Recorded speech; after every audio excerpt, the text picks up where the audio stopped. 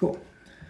Um, I've been wanting to make this video for a while, ever since the journey into higher dimensions. And this is a conversation that I had with June about our cultural values and differences between Europeans and Americans. Specifically, there's this notion around symbols.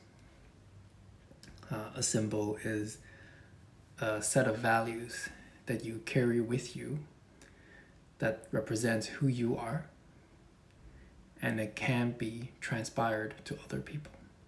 So usually these symbols carry on for generations and generations, and you have a strong sense of identity. So for example, in Europe, for example, in Paris, if you were born there, then there are a lot of history that goes around you that tells you what your grandfathers have been going through. The things that happened before you, the values that they have created, and the values that you should inherit. So there's a lot of sense of identity that progresses through time. But you cannot say the same thing about America or Canada, for example. We don't have that. We have a lot of technology that moves us forward, but there aren't a lot of values that are being remembered.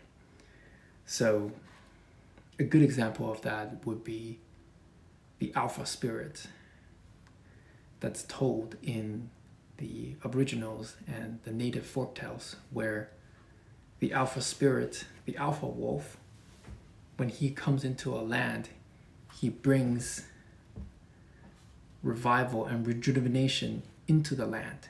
That's the spirit of a king. And breathe life into nature.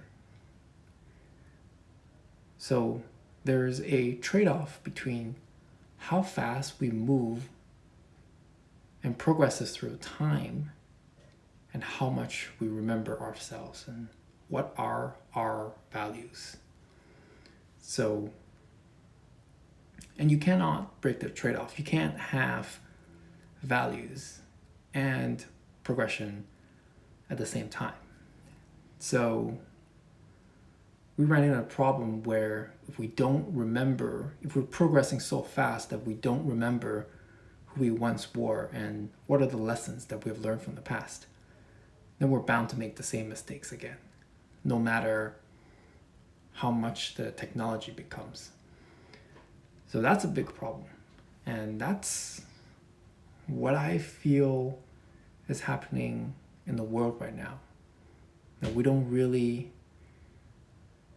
learn the lessons from the mistakes that we have made in the past. And at every step of the phase, we feel like we are in a new, unexplored territory, when in fact we have been at the same place before. We just don't remember. So that's something worth thinking about.